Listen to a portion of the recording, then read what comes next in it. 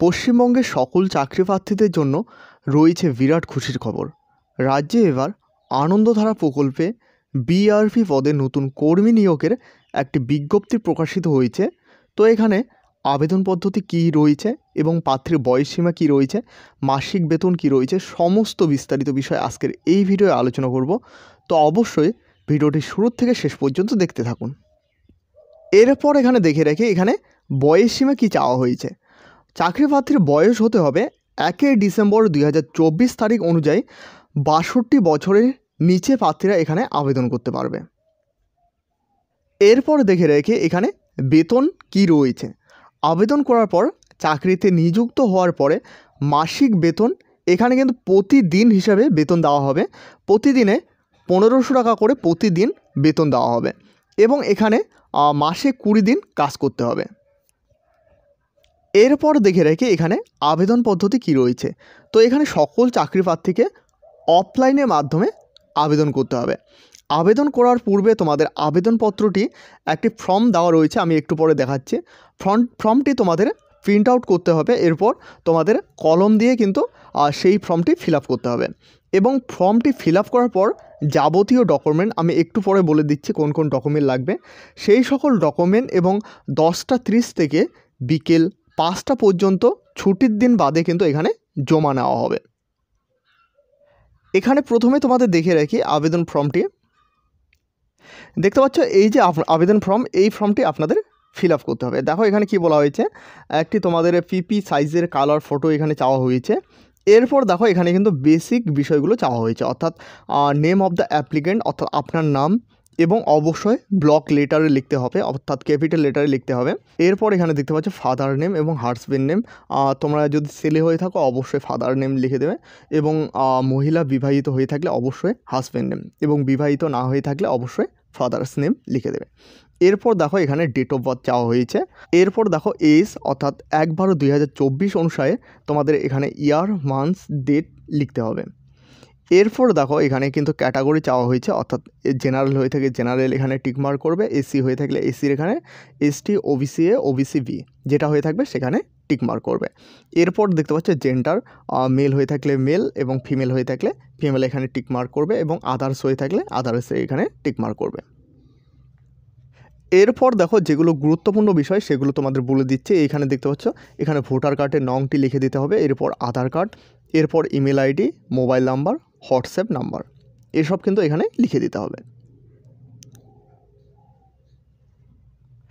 এরপর দেখো highest education qualification, এখানে কিন্তু এক্সামের নাম লিখতে হবে, এরপর বোর্ডের নাম, এরপর এখানে দেখতে পাচ্ছ পার্সেন্টেজ, অর্থাৎ কত নাম্বার পেয়েছো সেটা কিন্তু এখানে লিখে দিতে হবে।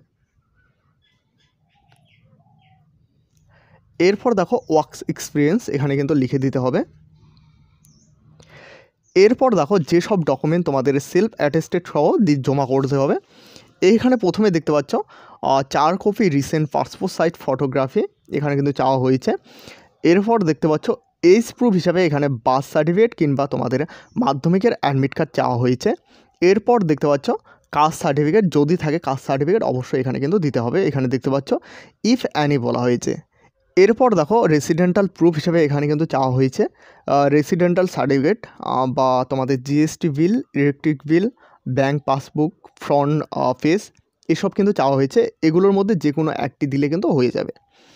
এরপর দেখতে পাচ্ছ ভোটার কার্ড, এরপর আধার কার্ড, এরপর দেখতে পাচ্ছ এডুকেশন কোয়ালিফিকেশান সার্টিফিকেট, এরপর works experience certificate if any, এরপর এখানে দেখতে পাচ্ছ কম্পিউটার কোর্স সার্টিফিকেট।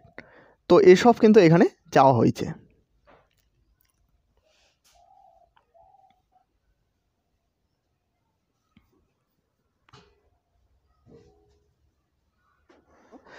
এরপর দেখতে পাচ্ছ অ্যাপ্লিকেশন প্রসেস, অর্থাৎ তোমাদের আবেদন পদ্ধতি কী রয়েছে।